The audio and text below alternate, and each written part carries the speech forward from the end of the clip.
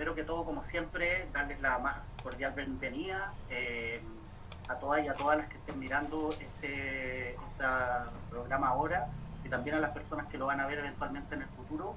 Estamos en la cuarta entrega de este programa que hemos denominado Saltar el Torniquete. En general existe, sobre todo en los espacios como académicos, intelectuales, una moda que es hablar cuestiones triviales en lenguaje sofisticado y complicado. Vamos a hacer un esfuerzo el día de hoy por hacer la operación completamente contraria, y es tratar de hablar ciertas cosas profundas y complejas en un lenguaje que sea accesible a todas las personas comunes y corrientes.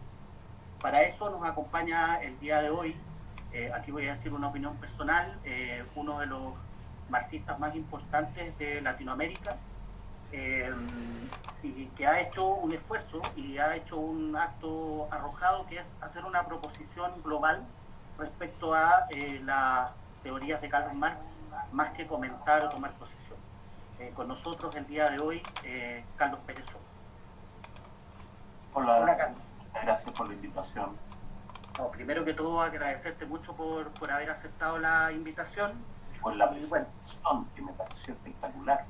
Le puse mucho color. Sí. Es lo mínimo. Ya, Carlos, mira, una de las cuestiones que a nosotros nos interesa como programa es poder entender y poder en el fondo meterse un poquitito en cómo las personas llegan a ser quienes son. Entonces, partamos con una pregunta en una conversación que alguna vez tuvimos. Tú me dijiste una cosa que a mí me sorprendió mucho, y es que tú conociste el concepto de Dios ya bien grande, quizás en el colegio o algo así. Entonces, si nos pudieras contar un poco de esa anécdota y eso un poquitito que tenga que ver como en qué ambiente te educaste, en qué ambiente en el fondo fuiste criado. Bueno, yo, como le pasa a pocos chilenos, pero suele ocurrir, crecí en un hogar en que no había práctica religiosa, gente de izquierda, laica, que nunca iba a misa, nunca se conversaba el tema, en que el catolicismo no figuraba. Eso es lo que puedo decir. Lo demás ya no creo que sea relevante en realidad cómo fue mi infancia para las cosas que puedo decir. Ya. Tú más o menos, hice una estimación, tenías como 15, 14 años para el proceso, entendido el proceso largo de la Unidad Popular, y lo que te quería preguntar un poquito es cómo viviste eso. Yo tenía 16 años cuando Allende asumió en 1970, tenía 19 años cuando fue el golpe. Durante esos 3 años trabajé mucho, hice trabajo de base, ¿no? en campamentos, porque era estudiante primero en el liceo de aplicación, y después en el pedagógico. El primer año yo entré al pedagógico el 72, pero a lo largo de todo 1972 trabajé mucho en poblaciones, con los trabajos, el trabajo voluntario. Todo Chile hacía eso, no era nada particular, digamos, o por lo menos la mitad de Chile. La otra mitad de Chile estaba tratando de atornillar al revés. Pero era muy común en la época ir a trabajo voluntario. Por ejemplo, había un día nacional de trabajo voluntario, en cada barrio se organizaban trabajo voluntario.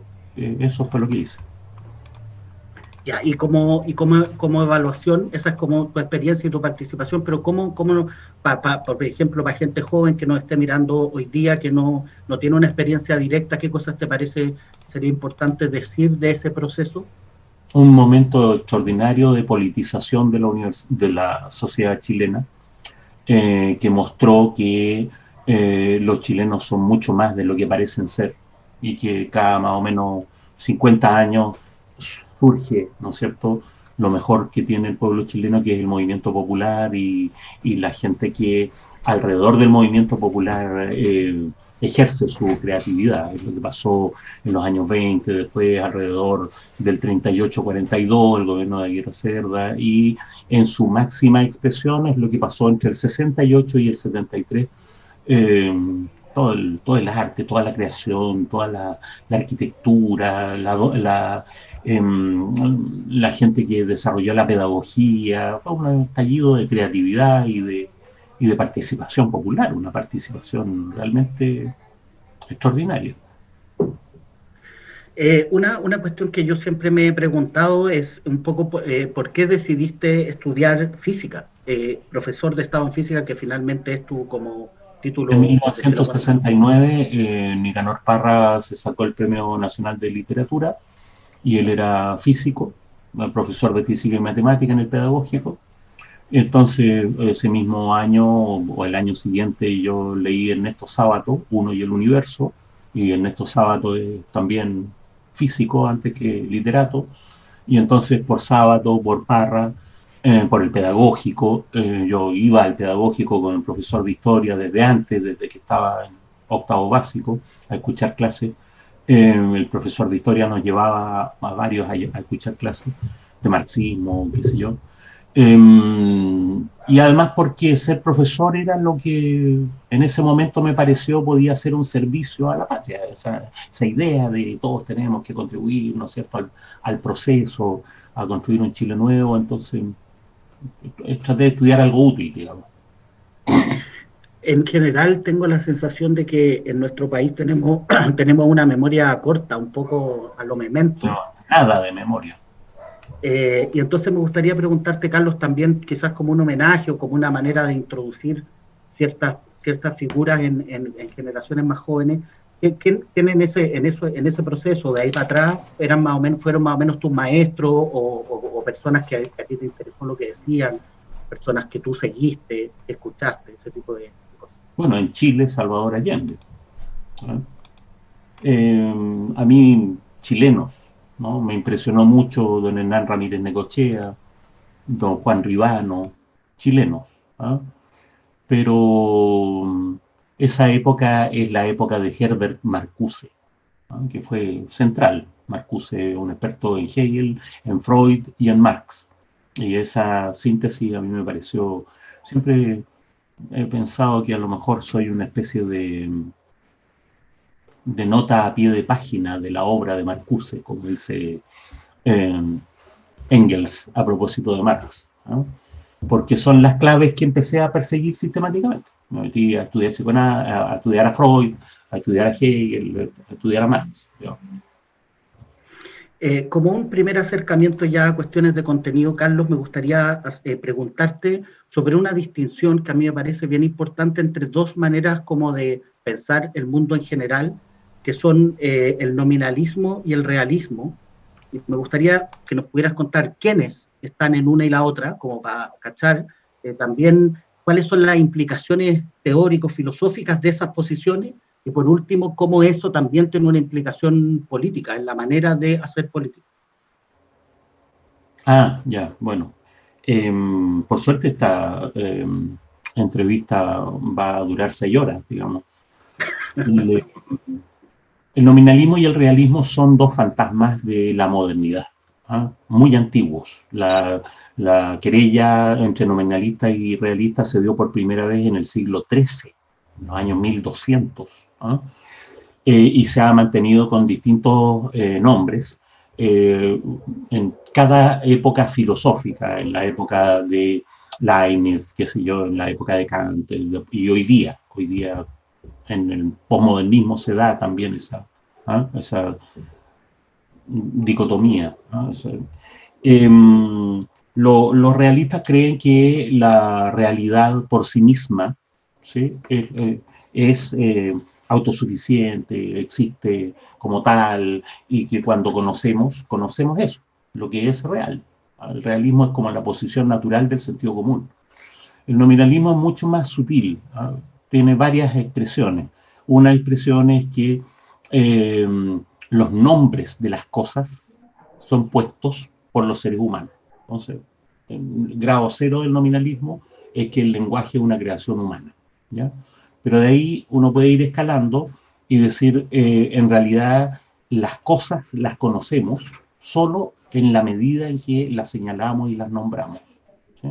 Entonces, Desde el siglo XIX hay una mezcla ahí entre nominalismo y neocantismo, que es lo que ha llegado a convertirse, ¿no es cierto?, en la lingüística radical, ¿ah? En que eso escaló hasta el grado de sostener que las cosas tienen todo lo que se puede predicar de ellas como ser en el lenguaje, y que lo que sean por sí mismas es incognoscible en el sentido kantiano, ¿no? Y entonces, claro, Heidegger tiene un pronunciamiento sobre eso, Wittgenstein, Humberto Maturana, eh, pero la formulación más explícita, más directa, es la lingüística de Roman Jakobson y su generación, Benveniste, Hemslev, en que ellos plantearon derechamente, mire, todo lo que nosotros sabemos, pensamos, proyectamos, reside en el lenguaje. Más fuera del lenguaje no tenemos constancia de nada, ¿sí? Eso es lo que se puede llamar lingüística radical. Y esa lingüística radical es un poco el fundamento opera como uno de las claves fundamentales del posmodernismo de Derrida para adelante, ¿ah? Es a través de esa lingüística radical que Derrida criticó usándola como herramienta la pretensión un poco científica, un poco esencialista, ¿no es cierto?, que tenía el estructuralismo, ¿no? Por eso el postestructuralismo es una especie de lingüística radical generalizada a todo fenómeno cultural, a toda... Y eso permite deconstruir, en el sentido de Derrida, la noción de realidad, la noción de sujeto, la noción de esencia, y de ahí derivan todas las modas de las que somos víctimas en el ámbito filosófico. Eso, Carlos, que acabas de describir, tiene que ver con el fundamento. Ahora, ¿cuál crees tú que son las implicancias políticas de esos fundamentos? ¿O en qué han derivado en términos de la política? Lo que yo creo es que después de deconstruirlo todo, se quedaron sin ninguna herramienta para hacer política, ¿no? Porque si uno deconstruye la idea de identidad, si uno deconstruye la idea de sujeto colectivo, si uno deconstruye la idea de horizonte moral de la humanidad, de emancipación, y empieza a declarar sistemáticamente que todo eso son ideologismos burgueses o burocráticos que tienden al totalitarismo al estilo soviético, después de toda esa, barramos con toda esa metafísica, una vez más, porque la modernidad tiene ese rollo contra la metafísica, si uno ahora empieza, ¿y en qué quedamos? ¿Y qué hacemos?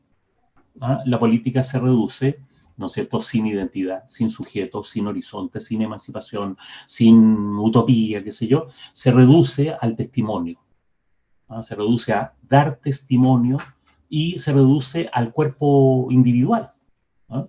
Entonces, dar testimonio individual. Paul Preciado es como el mejor ejemplo de eso, ¿no? Que finalmente su política consiste en cambiarse de género, él, ¿no? No predicar, la humanidad debería cambiarse de género, en hacer, qué sé yo, demostraciones públicas, él como protagonista, ¿no? Es decir, deconstruyéndolo todo, desconstruyeron los fundamentos de la política, de la acción colectiva. Entonces, por eso uno ve, el otro día veía un artículo de Judith Butler donde dice, bueno, al final lo único que no se puede deconstruir es la ética, tenemos que hacer una política basada en la ética. El idealismo kantiano más antiguo, digamos, es como el camino idiota va a llegar al mismo idealismo kantiano, ¿no? Pero parte de la mala memoria de los posmodernos es que ahora están diciendo es que nunca habíamos dicho eso. Y lo que tenemos que hacer es construir un movimiento, ¿eh? Y han empezado a hablar ahora de nuevo en términos identitarios, en términos de pueblo, en términos de el referente mujer, el referente indígena, que es todo lo contrario de lo que habían predicado desde 1980 hasta el año 2008, ¿no? Lo que pasa es que con la crisis mundial del 2008, ahora toda la moda viró hacia la izquierda y está bien visto con el mismo lenguaje, decir lo contrario de lo que dijeron en los 30 años anteriores. Yo diría carepalo, digamos. Así como, no, nunca lo habíamos dicho, nos entendieron mal. Eso. Carlos, tú has hecho una distinción entre dominación, opresión y explotación. Me gustaría pedirte que nos contaras de qué se trata esa distinción y también al mismo tiempo, ¿cuáles son las implicancias políticas o por qué es útil para la política hacer esas distinciones? Es importante hacer distinciones categoriales que permitan pensar. Entonces, es una distinción, ¿no? Útil, es eso, es una distinción útil, ¿eh? Yo creo que la palabra explotación tiene sentido usarla, es una opción, ¿no? Para un intercambio desigual de valor. Y sobre el valor se pueden decir muchas cosas, ¿no? Pero en principio del valor de cambio, pero uno podría hablar de otras dimensiones del valor también. Es decir, la explotación es la confrontación social en clave económica, por el lado de lo económico, de aquello que uno puede llamar lo económico en general, ¿no? Partiendo por la economía propiamente tal del valor de cambio. En cambio, la dominación es un intercambio desigual de poder, en que estamos examinando no otro problema, sino otra dimensión del mismo problema, ¿sí? Todo intercambio desigual de valor conlleva, se afirma, se legitima, se vehiculiza a través de un intercambio desigual de poder. Entonces, cuando uno habla de dominación, está hablando del mismo problema, pero en clave política. Eso es lo genérico político. Y cuando uno habla de opresión, yo creo que se puede usar una categoría hegeliana, hay un intercambio desigual de reconocimiento, ¿no? Y ahí estamos entonces en la dimensión que uno podría llamar social, ¿no? Lo social, lo económico, lo político y lo social son desde luego tres aspectos de la misma cosa. No son tres partes de algo, sino tres maneras de acercarse a la misma cosa, ¿no? Yo creo que la utilidad de hacer esa distinción es que cuando uno empieza a pensar, a combinarlas, se da cuenta de que puede haber explotación sin dominación, o puede haber explotación sin opresión, ¿ah? O puede haber opresión sin explotación. Y eso genera un juego de categorías para pensar situaciones diferenciales, ¿ah? Puede perfectamente ocurrir que haya discriminación étnica, opresión sin explotación, que es lo que ocurre cuando los trabajadores, ¿no es cierto?, chilenos discriminan a un capitalista mapuche, ¿sí? Noten que si un mapuche tuviera capital, ¿no es cierto?, y contratara a campesinos chilenos, los campesinos chilenos lo discriminarían como mapuche igual aunque sea el patrón. Entonces ahí, para un lado funciona la explotación, el mapuche explota a los chilenos, y para otro lado funciona, ¿no es cierto?, una dimensión de opresión, ¿no?, que es la discriminación. Eso es interesante para... Se puede mostrar, por ejemplo, que entre los capitalistas, ¿sí?, hay intercambios desiguales de valor sin dominación, ¿no?, sin que haya un intercambio de poder, sin que uno sea más poderoso que otro, sino simplemente porque el capital industrial, ¿no es cierto?, está al servicio del capital bancario o al revés, qué sé yo. Esos intercambios entre capitalistas, ¿sí?, suelen significar ganancia para algunos capitalistas a costa de otros, sin que nadie se queje, porque son las reglas del juego, ¿no? Entonces, la dimensión política no aparece, ¿no? El capital bancario, financiero y el capital industrial tienen, cuando se trata de abocarse a la política, perfecta comunidad de intereses, a pesar de que hay una relación de explotación entre ellos. Es para pensar ese tipo de diferencias. Y se puede Carlos, seguir.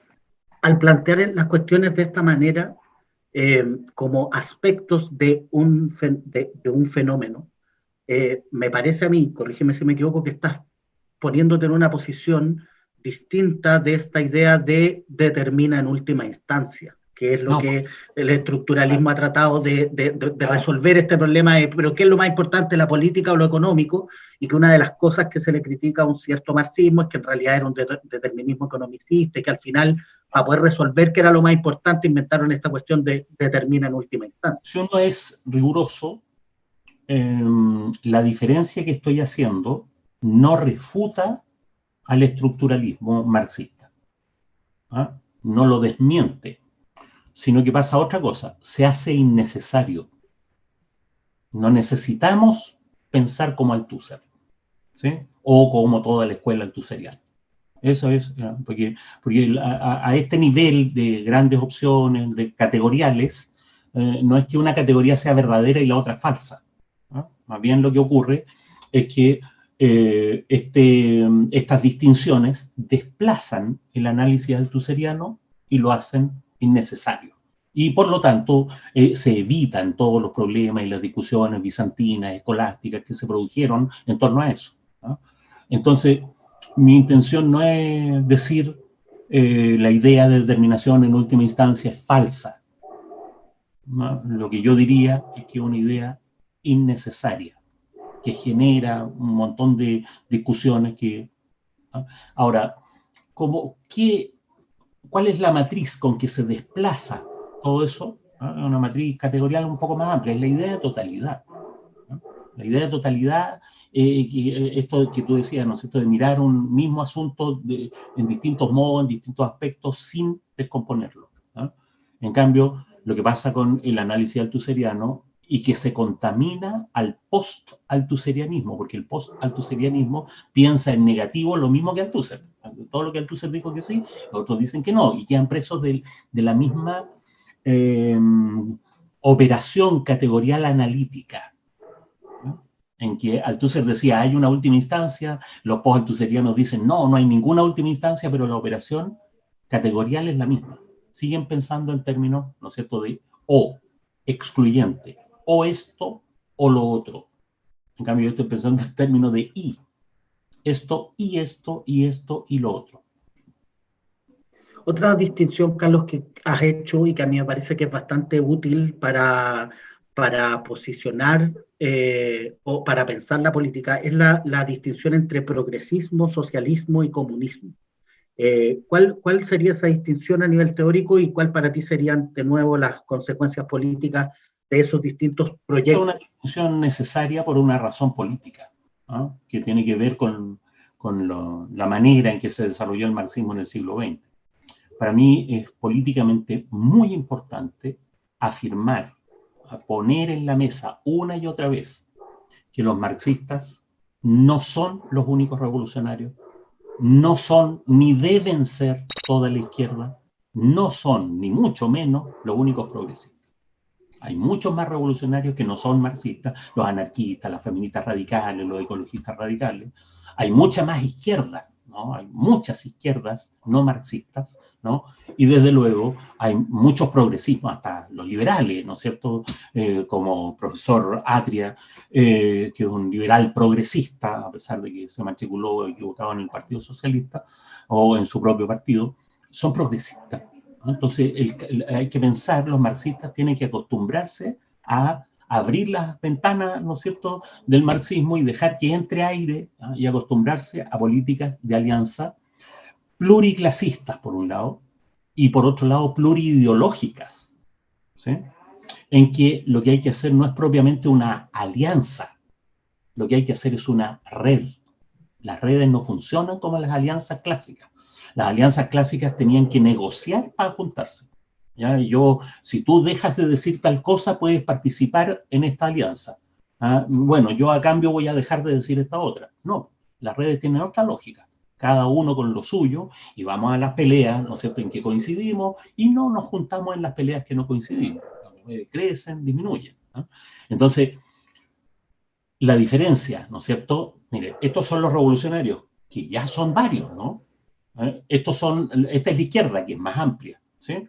Este es el progresismo. Y más amplio que el progresismo es el movimiento popular, que en buena cuenta es la fuerza social real, ¿eh? El movimiento popular tiene componentes que no son progresistas, que son, por ejemplo, integristas religiosos, ¿no es cierto?, que son conservadores en materia morales, ¿sí? Pero forman parte del movimiento popular. Entonces, las izquierdas no pueden identificarse con el movimiento popular. Así como movimiento popular es todo el que está en contra del capitalismo. No, movimiento popular es todo el que reclama por sus derechos, ¿no es cierto? Reclama por la opresión, por la explotación, por la dominación, ¿sí? No podemos exigirle a la gente que quiere sacar los chanchos de Freirina, ¿no es cierto?, que sean de izquierda. O no nos vamos a meter con ellos porque no son de izquierda, los dirige el cura. No sé si es el caso, pero y contra el aborto, entonces yo no me voy a juntar con ellos. ¿No? Ese es un despropósito en una época en que somos dominados en red y en que tenemos que aprender a hacer política en red. Entonces, la diferencia es para eso, es el sentido político que tiene. Una cuestión que es como bien difícil de pensar, si uno lo toma en serio, pero yo creo que es súper necesario, es la idea de sujeto colectivo, de sujetos colectivos. Entonces, a mí me gustaría pedirte que pudieras desarrollar un poco esa idea, sobre todo, como tú lo has dicho siempre, contraviniendo la idea que un sujeto colectivo es una condición de particulares. Como si yo junto muchas personas, voy a tener un sujeto colectivo, y entiendo que esto va más allá. Y por otra parte, cómo, los dos aspectos, cómo un sujeto colectivo puede ser no totalizante, porque también está la otra versión como sujeto colectivo de homogeneizador, o sea, en esa idea de sujeto colectivo, ¿cuál es el rol del individuo? Pero la idea de sujeto colectivo tiene un lado práctico y una cuestión teórica, una distinción teórica que uno puede hacer. No cuesta nada encontrar subjetividades, ¿no es cierto?, comunes, para no usar la palabra colectivo. No cuesta nada, ¿no? O sea, a cada rato uno encuentra políticas identitarias. Somos los pobres, somos los mapuches, somos las mujeres, somos la izquierda. Y ahí uno tiene una subjetividad que está operando de manera como una comunidad, ¿sí? Incluso las barras bravas son una comunidad, ¿te fijas? ¿Ah? Entonces, una cuestión es lo que ocurre prácticamente, ¿sí? Y otra cuestión, que siempre es una desgracia, es cómo las ciencias sociales se aproximan a eso, ¿sí?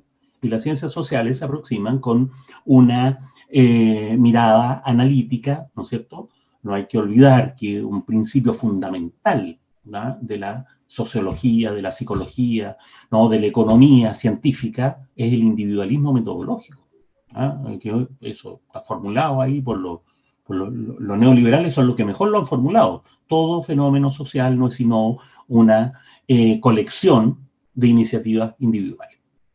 Ese es el individualismo metodológico. Metodológicamente, cuando usted ve un choclón, lo que usted tiene que ver son individuos que tienen algo en común, pero no lo común como tal. Pero cuando la gente vive eso, reclama, por ejemplo, el 18 de octubre, ¿no es cierto?, contra Piñera, vive la subjetividad de manera común. Entonces, la práctica, la realidad práctica, va pero mucho más adelante, muy por encima de la pobreza analítica de la ciencia social. Y eso no es Hegel, no es solo, eso es en primer lugar Hegel, pero eso es antes de Hegel el romanticismo, eso es junto con Hegel Fichte, eso después de Hegel, ¿no es cierto?, hasta el fascismo pensó eso. Bueno, la lingüística, el psicoanálisis, qué sé yo, han sostenido esto de que la subjetividad común es el origen de los individuos, ¿no? Entonces es una idea muy que se da en muchos marcos conceptuales, que incluso son contradictorios por otras razones, ¿cierto? Por ejemplo, el fascismo y el romanticismo alemán, o la lingüística y el romanticismo alemán, ¿te fijas? Y sin embargo tienen en común esta idea de que la subjetividad común es el origen de la individualidad. Yo creo que, como tú señalabas, una de las dificultades para pensar esto es la tendencia homogeneizadora del pensamiento moderno, para la cual lo universal, ¿no?, o es homogéneo o es una colección de átomos, ¿no?, o excluyente, de nuevo. La modernidad en el pensamiento, ¿no?, como decía, no en la práctica, pero en el pensamiento le cuesta mucho pensar una universalidad diferenciada, una universalidad que genera particulares libres, particulares que pueden oponerse a la universalidad que los generó.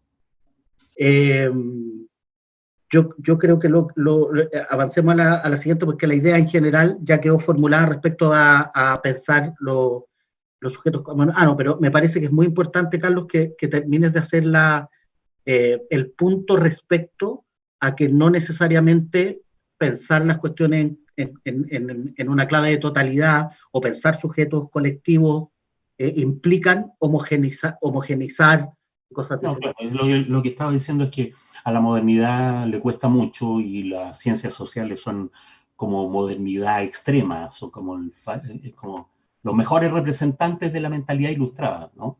Le cuesta mucho pensar la universalidad diferenciada. Entonces identifican totalidad con totalización, universalidad con homogeneización, ¿no? Y el desafío, ¿no es cierto?, es pensar una universalidad que genera desde sí particulares libres, particulares que son capaces de contraponer a la propia universalidad que los generó y por lo tanto mover los límites de la universalidad, ¿no? Y cambiarla, digamos, ¿no? Esa idea de universalidad diferenciada falta en los postestructuralistas en general, y es una especie de fantasma, porque yo a esta altura ya creo que es ignorancia filosófica no saber que esa idea es posible de formular y fue formulada, ¿no es cierto?, por Schelling, por Fichte, por Schiller, qué sé yo, ¿no?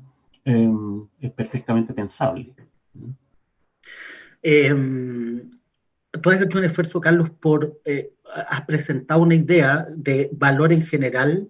Yo no sé si respondiendo necesariamente a esta idea economicista de la teoría marxista, y por otra parte a una posibilidad para poder responder o poder dar herramientas explicativas desde el marxismo a otro tipo de fenómenos. Te pediría que explicara esta idea de valor en general, quizás un poco en contraste con la idea de valor que se asumió por toda una tradición, que solo estábamos hablando del valor de las mercancías. Mira, hay una cuestión metodológica previa, ¿no?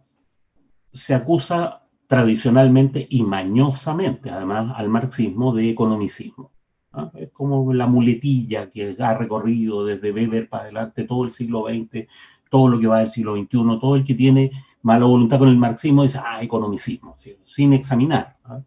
Cuando uno va a los textos de Marx no encuentra el famoso economicismo, pero igual, ¿no? Entonces, ante ese problema, yo me pongo en esa posición. Mira, los marxistas tenemos un problema, nos dicen economicistas, ¿sí? Mi actitud no es ir a preguntarle a Marx, buscar un texto de Marx donde haya una respuesta que nos permita defendernos, ¿sí?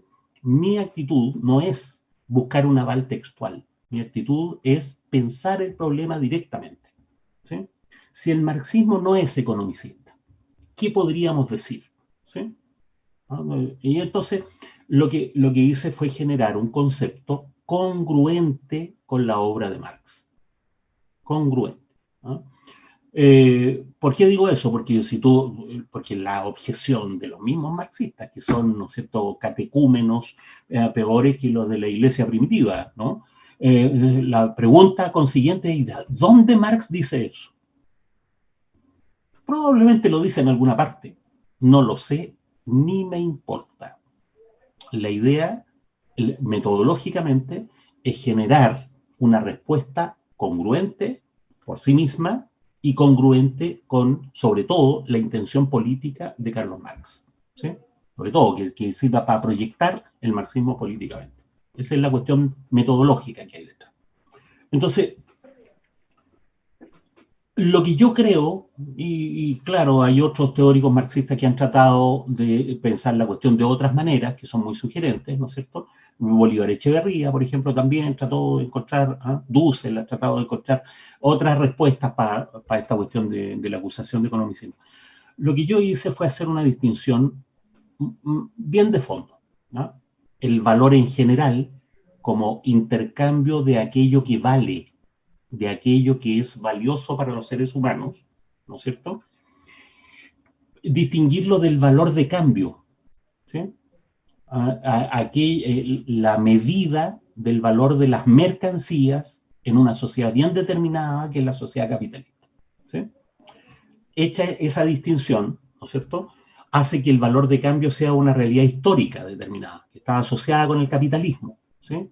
Y que el valor en general sea una categoría más amplia, que puede tener distintas expresiones en distintas formaciones económico-sociales. Entonces, por eso se puede hablar de dimensiones precapitalistas del valor. De tal manera que cuando algo vale para un ser humano hoy, en general, vale en primer lugar como valor de cambio, vale en segundo lugar por las dimensiones precapitalistas que se han acumulado en torno al valor de cambio, ¿sí? Esa diferencia desplaza, de nuevo, no refuta, sino que desplaza la diferencia entre valor de cambio y valor de uso. ¿sí? Y hay razones para eso. Mi opinión es que la noción de valor de uso está demasiado cerca del naturalismo. Está demasiado cerca de la noción de utilidad objetiva, de utilidad tecnológica, ¿sí? Que es una noción moderna, que es una categoría demasiado estrecha, ¿sí? Entonces yo prefiero evitar la idea de valor de uso, aunque probablemente sea útil para alguna cosa, ¿no? Y centrarme en la otra categoría, que es la que a Marx le interesaba, el análisis de la sociedad capitalista, el análisis económico depende de la categoría de valor de cambio, ¿no? Entonces, a la categoría de valor de cambio, lo que a mí me importa es complementarla de este análisis de dimensiones precapitalistas del valor, preguntarse cómo se intercambian cosas valiosas a lo largo de la historia humana, o qué ha sido valioso para los seres humanos. Entonces, una cosa, chica, usaste la palabra cosas valiosas. No, cosas siempre. Lo valioso en general, no necesariamente cosas. Por ejemplo, ¿no? El mismo Marx, pues yo digo que no voy a citar a Marx, pero el mismo Marx dice que la explotación en las sociedades feudales dependía de relaciones personales de dependencia. Es palabra de Marx. Entonces dice, ¿pero cómo la explotación no dependía del valor de cambio? No, porque el valor de cambio tiene que ver con el auge del capitalismo. Y Marx en eso sigue muy explícito, ¿no? Hay una historia del valor que está en la teoría de la plusvalía, donde Marx dice explícitamente, tiene sentido hablar de valor de cambio solo desde las relaciones capitalistas para adelante, y las relaciones capitalistas exigen que haya un mercado de fuerza de trabajo, que haya apropiación de plusvalía, etc. ¿Sí? Entonces, ¿y qué es eso de las relaciones personales de dependencia? Bueno, resulta que en ese periodo, ¿no es cierto?, un poco vago que llamamos, comillas, Edad Media, la protección que los señores le daban a los siervos era un valor y se intercambiaba, ¿sí? Y lo que uno inmediatamente ve es que lo que los señores entregaban como protección era menos de lo que ganaban protegiendo a los campesinos. De hecho, lo que ganaban es que cuando había guerra, los campesinos podían ser forzados a formar parte del ejército. Cuando había diezmo, ¿no es cierto?, el óbolo de San Pedro, los campesinos podían ser forzados a pagarle plata al Papa, etcétera, que no necesariamente eran ganancias del señor feudal, ¿sí? Entonces, ahí uno ve una relación de dominación, de opresión, que vehiculiza una relación de explotación. El señor feudal saca algo que es valioso de los campesinos y que redunda en poder, ¿no es cierto?, redunda en reconocimiento, ¿sí?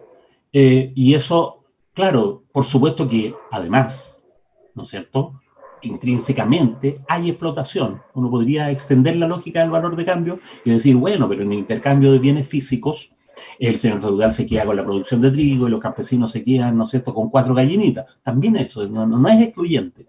El que haya dimensiones precapitalistas del valor no excluye que haya en el intercambio de bienes físicos intercambios de equivalentes bajo una ficción de equivalencia, ¿no es cierto?, que ya no era la del valor de cambio, pero que se establecía de alguna manera. ¿Fíjate?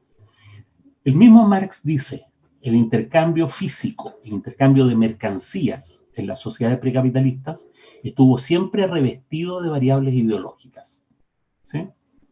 La sociedad capitalista es la única que decidió, entre comillas, ¿no?, entre comillas, desideologizó esto y lo transformó en un libro de partida de contabilidad, de contabilidad doble.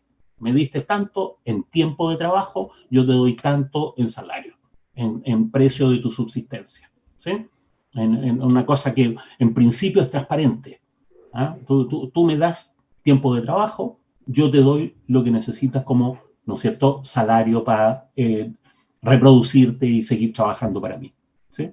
En ese sentido, después uno puede decir que ese mecanismo también es ideológico en el sentido capitalista, pero hubo una desideologización de la explotación.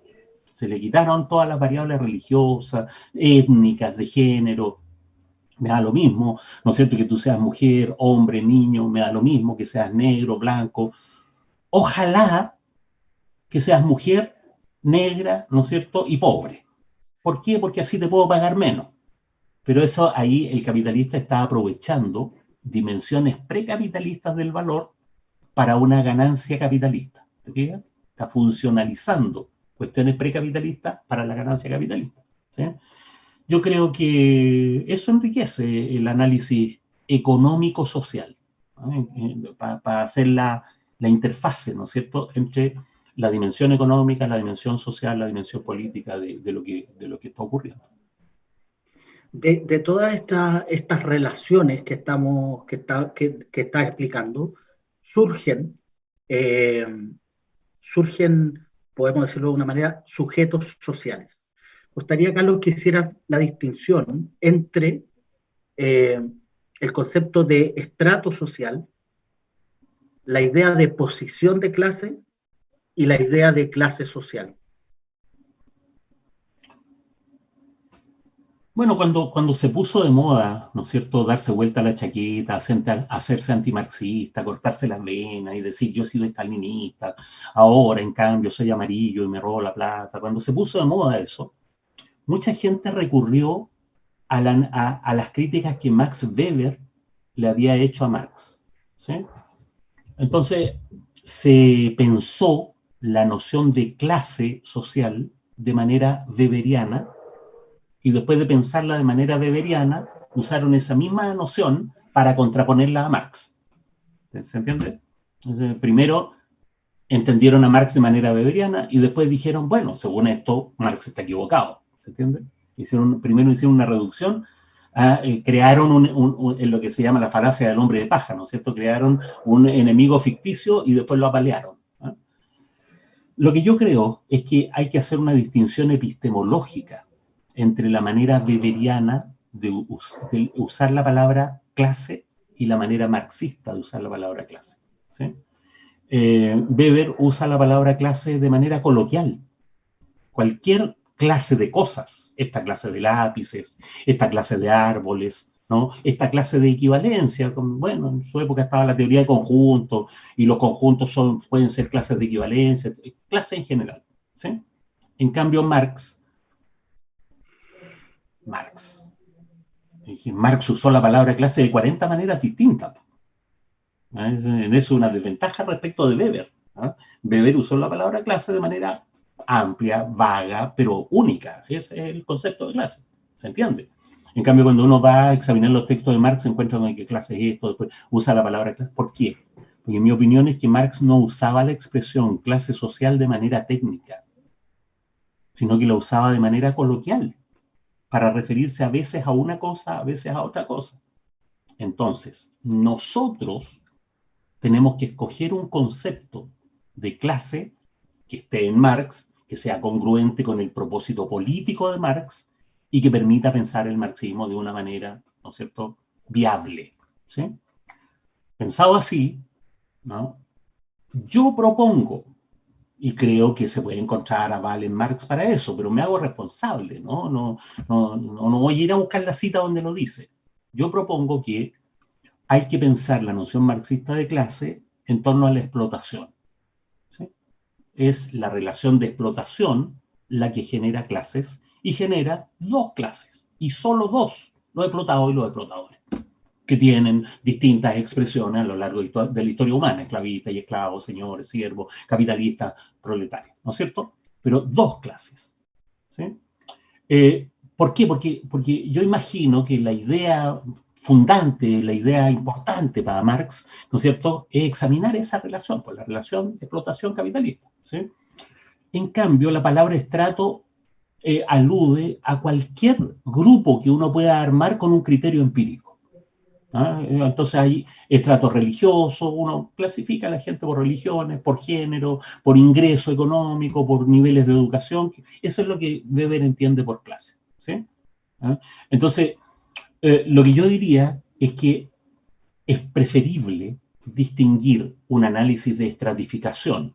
Fije un criterio empírico, el ingreso, el nivel educacional, el género, la nacionalidad, y distinga a seres humanos. Haga una escala o separe grupos. Distinguir esa a cuestión de distinguir otra. ¿Sí? quién se lleva la parte del león, quiénes son los explotadores, quiénes son los explotados, ¿no? Cuando uno hace esa distinción, primero, después la puede combinar, ¿sí? Lo que yo creo es que el análisis de clase, entendido como análisis de los términos de la explotación, es el fundamento de la política marxista. Pero el análisis de estratificación es el complemento que permite llevar a la práctica ese fundamento, ¿sí? Primero hay que preguntarse quién es el enemigo. Después hay que preguntarse dentro de los enemigos y dentro de los aliados, con quién se puede contar, con quién no se puede contar, ¿sí?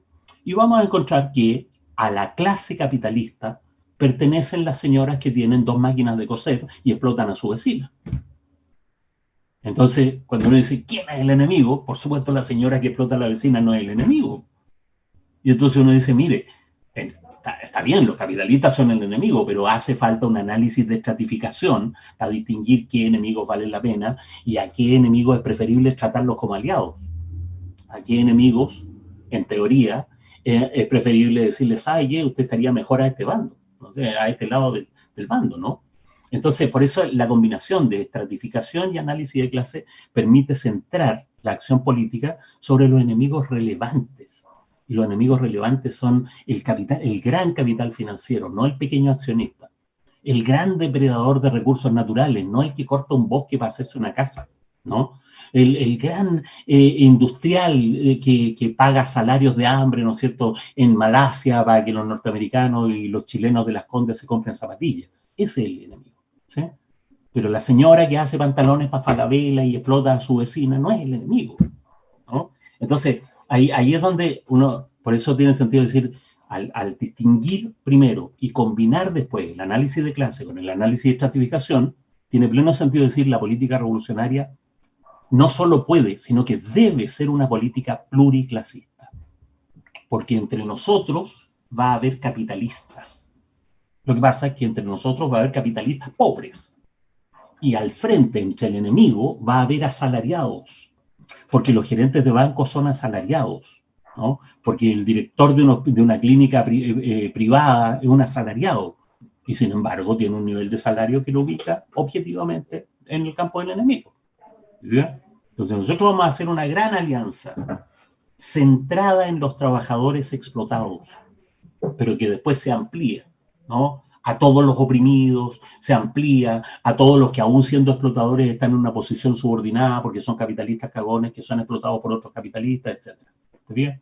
Entonces una alianza pluriclasista que tiene su núcleo en la clase trabajadora, como clase y como explotados, y que tiene capas concéntricas, ¿no es cierto?, en que podemos ampliar el asunto incluso a los que siendo formalmente capitalistas harían un mejor negocio estando de nuestra parte. Dado esto, tenemos un problema. No digo que tú, pero porque tú dijiste en algún momento, las clases son dos, porque es una relación que surge en torno a la explotación. Sin embargo, una de las cosas centrales que tú has propuesto tiene que ver con considerar a la burocracia como una clase social, no como un sector social. Entonces, sería necesario, creo yo, explicar de qué manera es posible pensar en estas claves que ya como que hicimos la cuestión general, cómo metemos en esta composición que existe a la burocracia, y si también se puede pensar los burócratas estratificados, o sea, el señor que trabaja en una municipalidad es parte del enemigo porque es de la burocracia. Claro, entonces, por un lado, explotados y explotadores. Es una distinción teórica, una distinción categorial. Enseguida, aterricémoslo en la historia. Amos y esclavos, señores y siervos, burgueses y proletarios, burócratas y productores directos. Esa es la línea histórica que yo haría, ¿no es cierto?, en las contradicciones de clase a lo largo de la historia, ¿no?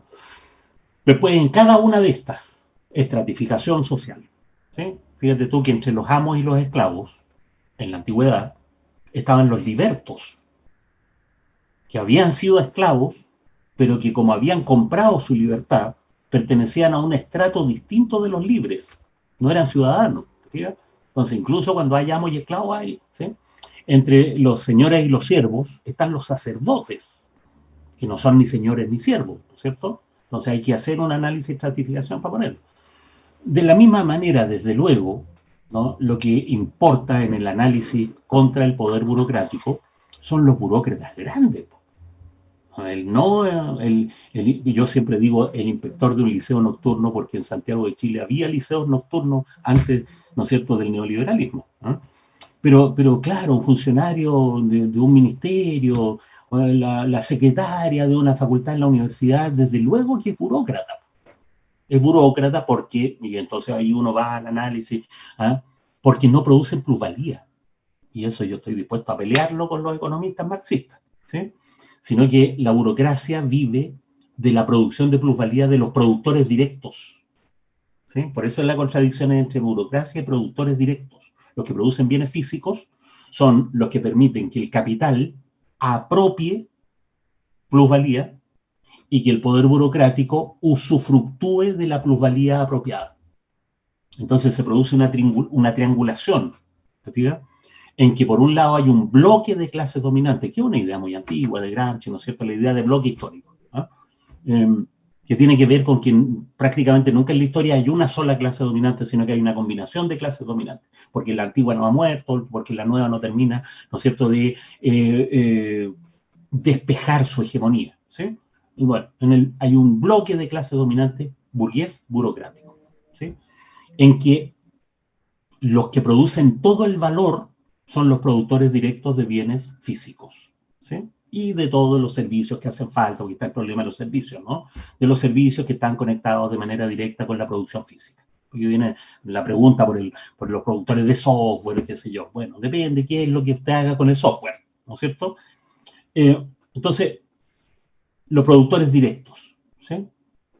La plusvalía circula, ¿eh? Circula hacia el Estado, porque los capitalistas pagan impuestos y los trabajadores también pagan impuestos. Parte del salario de los trabajadores va a dar al Estado, ¿sí?, cada vez que pagamos el IVA, ¿sí?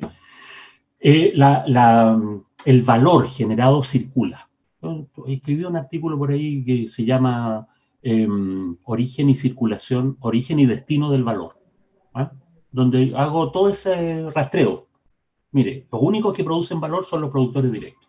Y el valor va a dar a la plusvalía, a la ganancia capitalista, al usufructo estatal, al usufructo del capital financiero, así, ¿eh? Y después se devuelve. Parte del salario es depredado por el capital financiero cada vez que pagamos la tarjeta de crédito. Parte del salario es depredado por el Estado, ¿no?, que gasta una parte enorme de sus ingresos en sí mismo, ¿no? Entonces, por otro lado, ¿por qué? ¿No? Porque me acuerdo de una discusión, de las típicas discusiones idiotas escolásticas con marxistas, ¿no? ¿Para qué queremos otra clase social?, me decía un compañero, si ya con el capitalismo tenemos de sobra. Esa era su excusa para no aceptar la idea. Porque resulta que hay demasiados problemas empíricos que exigen esta categoría, ¿sí? Por ejemplo, el papel mediador del Estado hace mucho rato, ¿no?, que dejó de ser simplemente un papel mediador y que ha pasado a ser un papel determinante de la viabilidad del capital. La mascarada neoliberal que hay en Chile sería insostenible sin el aporte estatal. En Chile lo único, noten que la gran minería del cobre se sostiene porque el Estado concesionó las minas. Es el Estado el que vehiculiza, ¿no? Noten que la gran minería norteamericana, ¿no es cierto?, del cobre, no es propiedad de las empresas transnacionales.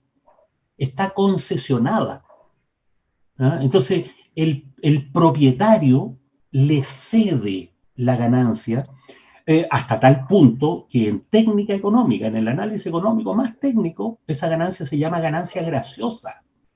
No sé si sabes eso. Se llama ganancia, técnicamente los economistas se refieren a esa ganancia como ganancia graciosa, porque es dada en gracia por el propietario al concesionario. Y entonces, ¿desde cuándo, no, los propietarios, no, le ceden la ganancia a otros que no son propietarios? O sea, hay una figura que exige un análisis de clase de nuevo tipo. ¿Qué agente social es este y en virtud de qué mecanismos es capaz de hacer eso? ¿Sí? hace mucho rato que el Estado no solo está al servicio del capital, sino que en muchos sentidos el capital tiene que rendir pleitesía al Estado. ¿Sí? Cada vez que hay crisis económica, allá va el capital financiero a pedirle al Estado que lo saque de la deuda. ¿Te fijas? Entonces, esos son los grandes problemas. Hay problemas más chicos, ¿no? Hay problemas ínfimos, ¿no? El pequeño burócrata que vehiculiza la ideología de la opresión, ¿no? El sociólogo, el antropólogo que va a estudiar pueblos originarios para que después sean dominados con mayor facilidad, el psiquiatra que convence, ¿no es cierto?, a los trabajadores que sus problemas no son objetivos, sino que son endógenos, ¿sí? Hay demasiados fenómenos empíricos, contradicciones empíricas que exigen un análisis de clase de un nuevo tipo. Y lo que ha hecho la tradición marxista, ¿no es cierto?, así como con criterio de catecúmeno, es tratar de cuadrar el círculo en torno a las citas de Marx. Y Marx no podía saber que el Estado iba a renunciar a su propiedad para regalársela graciosamente a alguien que no es propietario, ¿no? No tenía por qué saberlo, eso es un desarrollo posterior, ¿no? Carlos, vamos a hablar ahora del presente y de nuestro país. Hubo un... ¿Existe eso todavía? ¿El presente o el país? No, el país. Yo creí que lo creí que lo habían vendido ya, pero bueno, hablemos de eso. Bueno, de eso nos vamos a preguntar, pues, ¿de qué es? Entonces, el 18 de octubre ocurrió algo que yo creo que como fenómeno empírico evidentemente es claro, es contundente y es diferencial de un movimiento que se venía acumulando. Y a mí lo que me gustaría es que pudieras tú proponer algunas claves de interpretación de ese fenómeno, saliendo un poco como ojalá de las lecturas que ya se han hecho. Entonces yo te propongo, por ejemplo, algunas categorías que tú has elaborado para entender eso. En ese movimiento, en eso que ocurrió, ¿cómo juega la idea de certeza, conciencia y autoconciencia? Son dos cuestiones completamente distintas. Yo puedo contestar sobre la certeza, la conciencia y la autoconciencia sin referirme en absoluto al 18 de octubre, ¿no? Es como el pretexto para la pregunta, en mi opinión, es menor que la importancia teórica de la pregunta.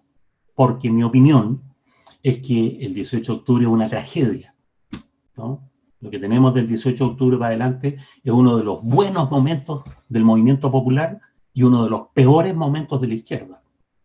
Y en ese encuentro, lo único que puede salir es un arreglín que eternice, ¿no es cierto?, la economía neoliberal con otro adorno.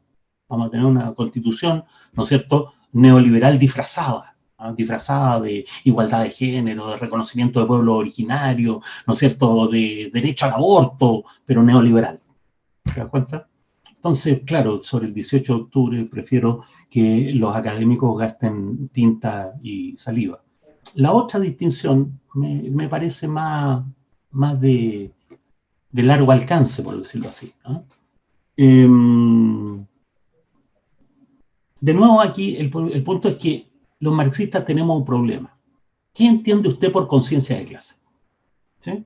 Entonces, si uno va a Marx, encuentra puras vaguedades, digamos, ¿no?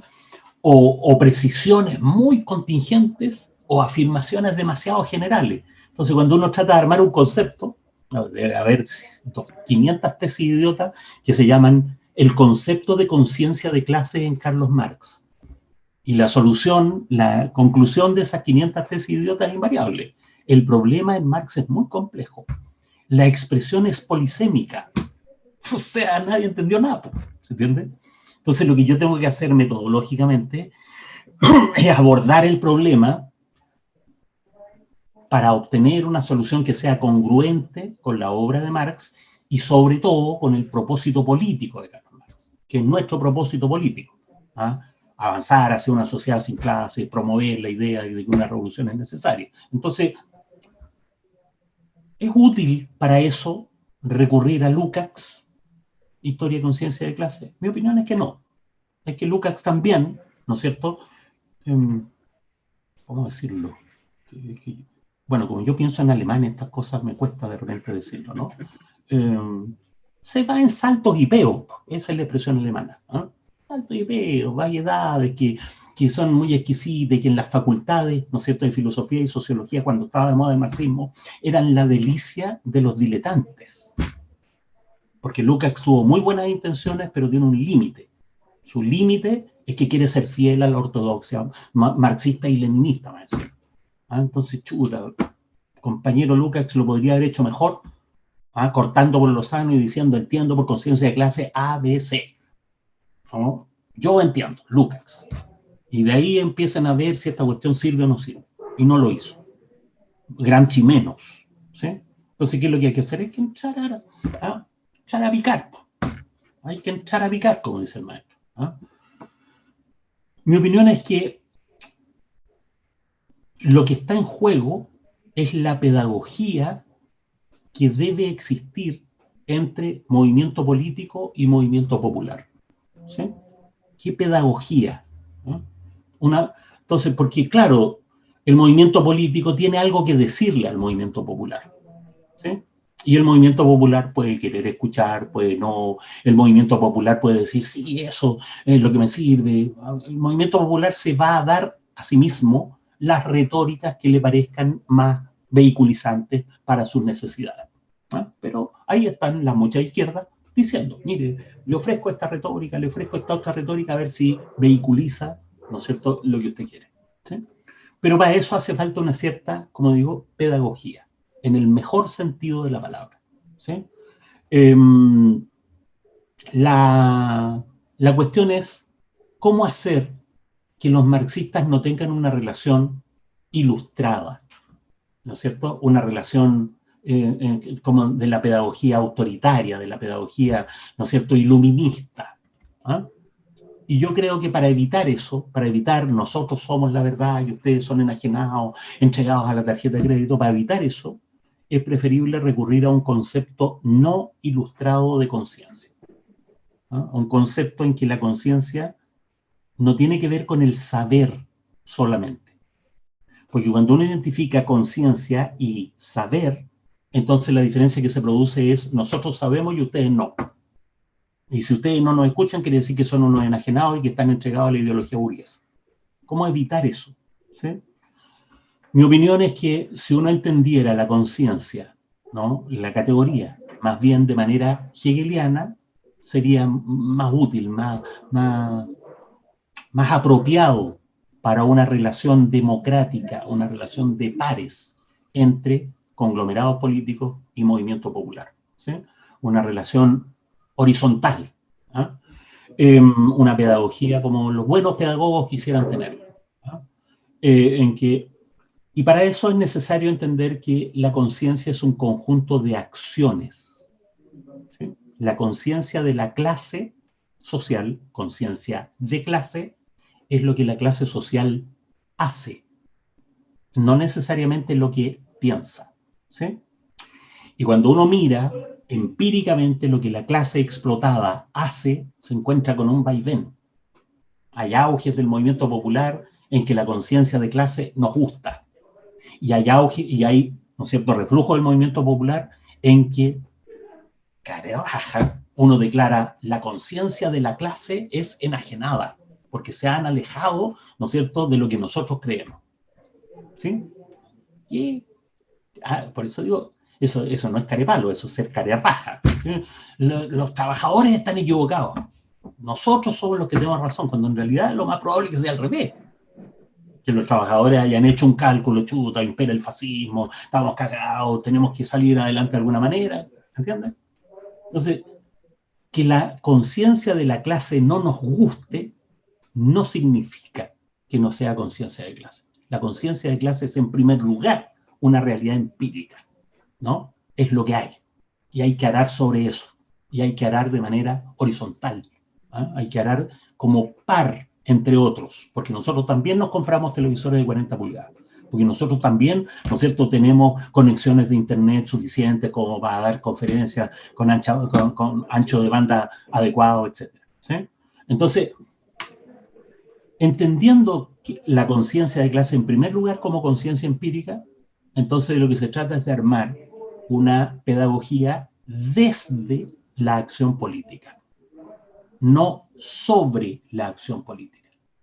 Eso se puede conceptualizar. Uno puede decir, mire, lo que en la acción política es certeza, usted tiene que elevarlo a saber. Y lo que se convierte en saber, usted tiene que elevarlo a autoconciencia. Hay unas categorías que uno puede usar para eso. Pero la esencia de esas categorías es que se hace conciencia de clase en la medida en que se promueve el auge del movimiento popular, ¿sí? Y la conciencia es más de clase mientras mejor pueda conectar las reivindicaciones parciales, ¿no es cierto?, a la contraposición de clase, ¿sí? La conciencia es más de clase cuando es de clase. No es solo de reivindicaciones parciales, sino que es de la reivindicación global, cuando la conciencia se transforma en una aspiración revolucionaria. Ese es el cuento para tú. Carlos, para ir terminando, me interesa mucho hablar del futuro. Por supuesto que ahora lo que vamos a hacer es especular, pero a mí me gustaría que tú desarrollaras esta idea de una posibilidad post-ilustrada de comunismo en contra de lo que has llamado idea rusoniana de felicidad, y en contra de esa objeción que tú dices muy sabia siempre desde el sentido común de el comunismo, eso no se puede porque o en el comunismo se van a quitar los pololos, las pololas entre las personas. ¿Cuál es esa idea? Por una parte, eso como, ¿de qué manera? O te la pregunto de manera más directa, ¿por qué las personas comunes y corrientes deberíamos querer estar en el comunismo? Y por otro lado... yo quiero insistir en la cuestión metodológica. ¿Ah? La cuestión metodológica es esta. Tenemos un problema. ¿Ah? La gente nos dice, ¿qué quieren ustedes finalmente? Porque claro, quieren cambiar la Constitución, quieren educación gratuita, quieren que el Estado les dé todo, quieren que el Estado mande todo. ¿Qué es lo que quieren? Entonces, objetivo estratégico, objetivo a mediano plazo, objetivos tácticos para la política inmediata. Si nos preguntan, ¿qué es lo que queremos? Queremos una sociedad sin clases sociales. Eso es lo que queremos, ¿sí? Sin clases sociales. No una sociedad homogénea, sin diferencias. La diferencia que queremos erradicar es la diferencia de clase. Y erradicando la diferencia de clase, erradicaremos, por consiguiente, las diferencias de opresión, las diferencias de dominación, que en mi concepto son diferencias que vehiculizan la explotación, ¿ah? Que operan como sostén de la explotación. Por eso la explotación es el núcleo, ¿no es cierto?, en esta totalidad, ¿ah? Ahora, ¿cómo sería una sociedad sin clase? ¿Es posible eso? Yo creo que los marxistas le han hecho el quite a esa pregunta desde 1917 exactamente. Porque hasta 1917 los bolcheviques, cuando hacían su propaganda, hablaban del comunismo. Y no solo los bolcheviques, los mencheviques, los socialdemócratas, hasta Bernstein, ¿no? ¿Para qué decir Marx? Todo el mundo hablaba del comunismo. ¿Por qué? Porque había un esfuerzo de explicitar, ¿no? Y la discusión era, bueno, vamos a llegar al comunismo a través del Estado, sin el Estado, porque los anarquistas también explicitaban la sociedad que queremos, son puras comunas, autónomas, qué sé yo, ¿sí? O sea, la gente hablaba el horizonte estratégico. Con Lenin y con la Revolución Rusa y con la necesidad de defender, ¿no es cierto?, la revolución en un solo país o en un grupo de países, el horizonte estratégico desapareció del cálculo y todo el cálculo se tradujo al mediano plazo y sobre todo al plazo más corto. ¿Qué hacer con las bombas atómicas de la Unión Soviética? Que al final se podían regalar, ¿no? Todo el mundo durante 70 años dijo, no, las bombas atómicas de la Unión Soviética defienden el socialismo, y bastaron un par de meses para que los norteamericanos, ¿no es cierto?, tuvieran en el bolsillo las bombas, o ahora las tienen los chinos, ¿eh? ¿Qué es lo que queremos? Entonces, la cuestión metodológica es que los marxistas tienen que abordar esta pregunta. No tienen que hacerle el quite. Tienen que ser capaces de explicitar, ¿no?, lo más verosímilmente posible. Lo que queremos no es que la gente sea feliz. Lo que queremos no es que la gente sea igual. Queremos una sociedad donde no haya lucha de clases. Eso es lo que queremos, ¿sí? Una sociedad en que se puede sufrir y dejar de sufrir, ¿no?, sin necesidad de cambiar la historia a dejar de sufrir. O una sociedad en que los sufrimientos humanos se puedan resolver en el nivel intersubjetivo, ¿sí? Se puedan resolver entre personas y no tengamos que estar chocando con grandes estructuras históricas cosificadas, reificadas, cada vez que, ¿no es cierto?, nos gusta una niña que es de otra etnia, ¿no es cierto?, o queremos tener un género distinto del que todo el mundo nos señala, etc. ¿Sí? Entonces, ese es el asunto. Para eso, lo que yo creo es que es necesario un concepto post-ilustrado de comunismo. Y una de las culpas de la tradición marxista es que, como es una tradición ilustrada, nunca salió de la idea rusoniana. Queremos ser todos felices, queremos ser todos iguales, qué sé yo. ¿Ah? Es decir, nunca salió del comunismo como utopía, otro lugar, otro tiempo, ucronía, ¿sí?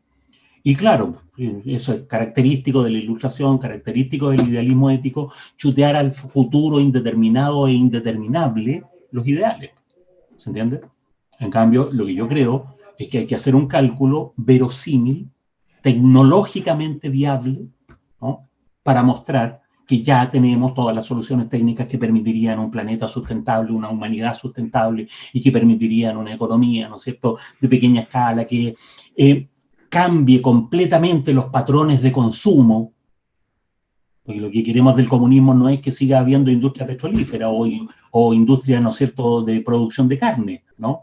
Lo que queremos del comunismo no es que todo el mundo tenga una piscina, ¿no es cierto?, en la casa o que tenga automóvil. ¿Ah? El pillo de Mujica lo planteó de esa manera. ¿Ah? No, esas cosas son imposibles, porque es imposible que todos tengan un automóvil y una piscina en la casa. Mañoso como es, como socialdemócrata y amarillo que es, ¿sí?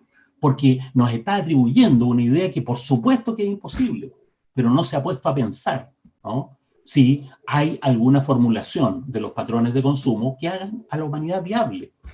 Los mismos ecologistas le podrían decir, oiga, don Pepe Mujica, es perfectamente posible una humanidad sin que cada uno tenga un automóvil y que tengamos altos estándares de consumo que no estén basados en el petróleo ni en la especulación financiera. ¿Sí? Eso es, entonces, pensarlo en concreto.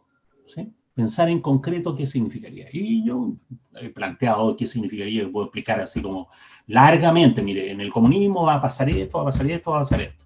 Eso es posible. Una vez que uno plantea, mire, eso es posible, entonces tiene que buscar la viabilidad política de eso. Porque una cosa es la posibilidad técnica y otra cosa es que la gente quiera hacer eso. ¿Se entiende? La viabilidad del comunismo es un problema, la posibilidad técnica, real, material del comunismo es otro asunto. Hay que pensarlo aparte. ¿Sí? Yo creo que cuando uno se da cuenta que el comunismo es técnicamente posible, es materialmente posible, se hace un poco más viable desde un punto de vista político. ¿Se entiende? Ahora, Carlos, una objeción también quizás desde un sentido común moderno y en el fondo de la hegemonía como del pensamiento capitalista, etcétera, que es una objeción posible, esta objeción de si es viable en términos técnicos. Pero hay otra, que es que eso es imposible porque la naturaleza humana no permite eso. Entonces, yo he distinguido al pensar, porque, como decía, yo tengo una tarea. ¿Qué es lo que quieren los marxistas? Formulémoslo de una manera que todo el mundo pueda entenderla. Y para hacer esa tarea no voy a ir a buscar en los textos de Marx qué entendió por comunismo. Lo que Marx dice, el comunismo, para mi gusto, es muy valioso. Dice, pero son 2 frases en un texto no publicado. ¿Sí? Entonces, lo que yo hice fue, bueno, resolvamos este problema de una manera que sea adecuada para la viabilidad revolucionaria del marxismo, ¿no es cierto? Y al hacer esa tarea, yo está por ahí en un texto que se llama, ¿no es cierto?, Proposición de un marxismo hegeliano, yo hice la distinción. ¿Ah? Es necesario formular la idea de comunismo a un nivel filosófico, la posibilidad filosófica del comunismo. ¿Sí? Este concepto no es contradictorio desde un punto de vista filosófico. Después, este concepto no es contradictorio, es plenamente viable desde un punto de vista técnico. Y después, este concepto es perfectamente pensable y se podría hacer viable desde un punto de vista político. Son las 3 patas para armar un concepto y yo pararme, ¿no es cierto?, delante de la gente y decir, nosotros queremos llegar al comunismo. Esa cuestión es difícil, pero es posible, ¿sí? Porque hay un desarrollo filosófico que avala esa categoría, porque hay un desarrollo técnico, tenemos todas las soluciones en la mano, y porque, dadas estas 2 condiciones, un desarrollo político es empujable, ¿sí? En el plano filosófico, la idea de comunismo post-ilustrada solo es formulable si uno plantea unas ciertas premisas, ¿sí? Si usted acepta esta premisa, la idea es posible, ¿sí? Si usted niega esas premisas, entonces no perdamos el tiempo porque la cuestión es imposible al tiro, ¿sí? Y yo creo que la principal premisa, ¿no?, que la puedo descomponer, pero la principal premisa es que la condición humana es una condición finita, ¿sí? Es el orgullo de Foucault. Soy filósofo de la finitud, dice Foucault. Bueno, si eso es cierto, entonces no perdamos el tiempo. El comunismo es imposible y es un delirio neurótico. Mejor vayamos a psicoanalizarnos con Lacan, ¿sí? No. Para que la idea de comunismo sea viable categorialmente y por lo tanto técnicamente y por lo tanto políticamente, es necesario pensar que la humanidad como conjunto es una entidad infinita. Es decir, que no hay condicionantes, ¿no?, naturales, ¿no?, divinos, que impidan que los seres humanos lleguen a una sociedad reconciliada, a una sociedad comunista, a una sociedad sin clase. ¿Te fijas? Eso significa negar no solo la idea clásica de naturaleza humana, que es el fundamento del liberalismo y del neoliberalismo, sino que negar también la idea de condiciones biológicas y sociales, ¿no?, de la personalidad, que es la manera en que las ciencias sociales tradujeron esa cuestión, ¿sí? La idea de que hay condiciones biológicas y hay condiciones sociales que hacen que los seres humanos se comporten así, se comporten así, un desbalance de neurotransmisores que produce la neurosis y cosas así. Si uno cree eso, el comunismo es imposible. Si uno cree en la naturaleza humana, el comunismo es imposible. Y la tercera cuestión, porque está la naturaleza humana, están las condiciones biológicas y sociales, y la tercera cuestión es que si uno cree que la soledad, la incomunicación y la muerte aíslan a los seres humanos, ¿no?, de manera radical, de manera insuperable, entonces, ¿cómo decirlo? Es que, bueno, yo todas estas cosas las pienso en alemán, ¿no? Entonces estamos cagados. Estamos cagados. Si usted se para delante de su alumno a decir lo que pasa es que la nada nadifica, el lenguaje no comunica, la muerte es un límite absoluto, estamos cagados, pues ese gallo es momio. Es momio, aunque vaya a la toma a afirmar, ¿no es cierto?, a solidarizar con la feminista, es momio igual. Es momio porque ha formulado la idea de la condición humana de tal manera que los seres humanos no pueden llegar a una sociedad sin clase. Es una relación de premisa y conclusión. Si usted cree en esa premisa, no puede llegar a la otra conclusión nomás. Entonces, lo que yo sostengo es que ni el fundamento de las ciencias sociales, que presume ser un fundamento científico, además, lo que es una mula, ¿no es cierto?, ni la idea de naturaleza humana clásica, que pena en el liberalismo, en la tradición liberal, ni la idea de finitud constituyente, ¿no es cierto?, que generaron los filósofos tristes y transmiten los posmodernos, ¿no?, que son premisas adecuadas para sostener la noción de comunismo. Si uno piensa en esas premisas, nunca va a llegar al comunismo, ¿ya? Y va a convertir, si uno desde esas premisas fácilmente, la acción política se convierte en un voluntarismo. Hay que luchar porque hay que luchar, todos tenemos que tener un ideal, se convierte en esa retórica pequeño burguesa, ¿no es cierto?, de, bueno, cuando uno es joven tiene que luchar por algo, y cuando es viejo tiene que aguatonarse, ¿no es cierto?, y buscar a alguien a quien explotar, o ser profesor universitario, digamos. Entonces, no, esa cuestión es como la idea de finitud, es un buen fundamento filosófico para el diletantismo, para una actitud de suprema hipocresía en que el gallo critica todo, pero que ha puesto un fundamento que hace inviable la solución de lo que critica, ¿sí? Todo está mal, todo está mal, todo está mal. No, si estamos cagados, estamos cagados, estamos cagados, pero de tal manera que cuando alguien le dice, ya, ¿y cómo arreglamos esto? No, es que no se puede. Eso es hipocresía. Sobre todo si uno está cobrando un sueldo de profesor universitario, ¿sí? Porque todo está mal, todo está mal, todo está mal, pero cobro todo a fin de mes igual. ¿Se entiende? Esa incertidumbre existencial, no estoy en mí mismo, soy un extranjero, qué sé yo. No, Eso es hipocresía. Sobre todo si uno cobra un sueldo universitario a costa del Estado más encima, ¿no es cierto?, cada fin de mes. Ya, Carlos, para terminar, no porque yo tenga admiración por ti, ni porque sos un profesor que dijiste tú mismo lleva 60 años siendo marxista, se va a excluir de los juegos que tiene este programa al final, un poco para relajarse y todo, que son básicamente dos muy simples. El primero se llama Si Fueras, entonces te voy a mencionar una serie de categorías. Me puse nervioso. No, hay que responder. Para relajarse. No, intuitivamente, ya. Por ejemplo, Carlos, si fueras un color, ¿qué color serías? El rojo. Si fueras un momento histórico, ¿qué momento serías? La toma del Palacio de Invierno.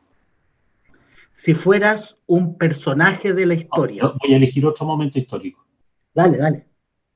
Sería el momento en la iglesia de Leipzig en que se interpretó por única vez la Pasión según San Mateo, de Bach. Ya. Si fueras un personaje o persona de la historia, ¿quién serías? Además de ti. Leonardo da Vinci. Perfecto. Si fueras una película, ¿qué película serías? Nos habíamos amado tanto. Por último, si fueras una consigna, ¿qué consigna serías? Nada humano me es ajeno. Pero esa se la copia Marx.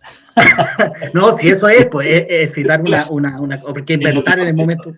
Es lo que Marx le contestó a su hija que tenía 14 años y hacía ese tipo de preguntas.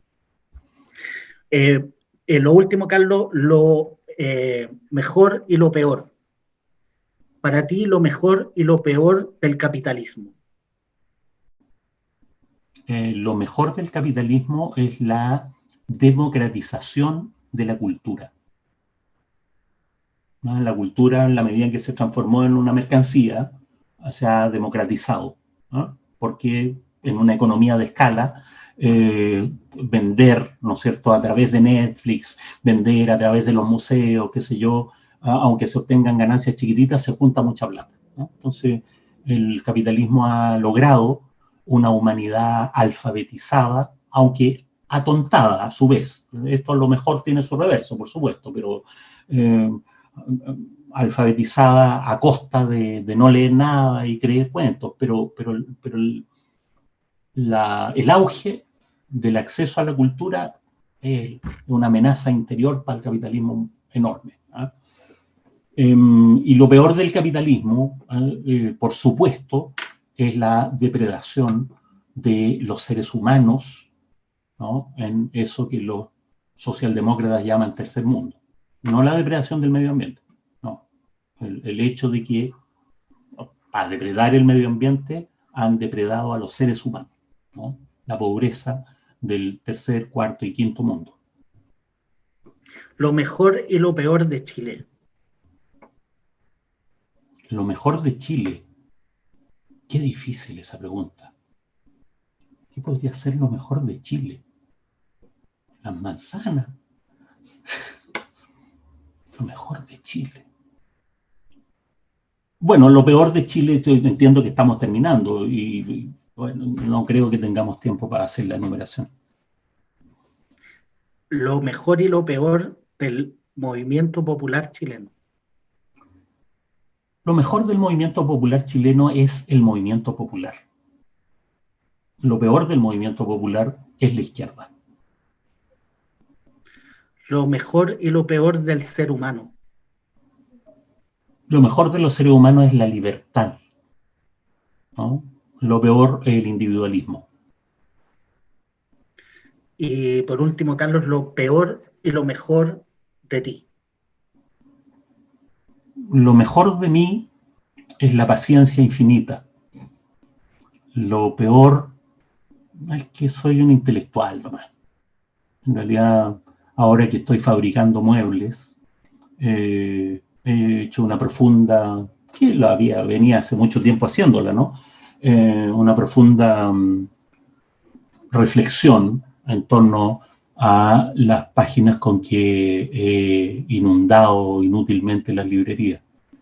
Hicimos unas mesas unos escritorios con la Verónica, hicimos un mueble para la impresora, unas cajitas muy bonitas, y después fuimos a una librería y me dio vergüenza haber escrito 10 libros.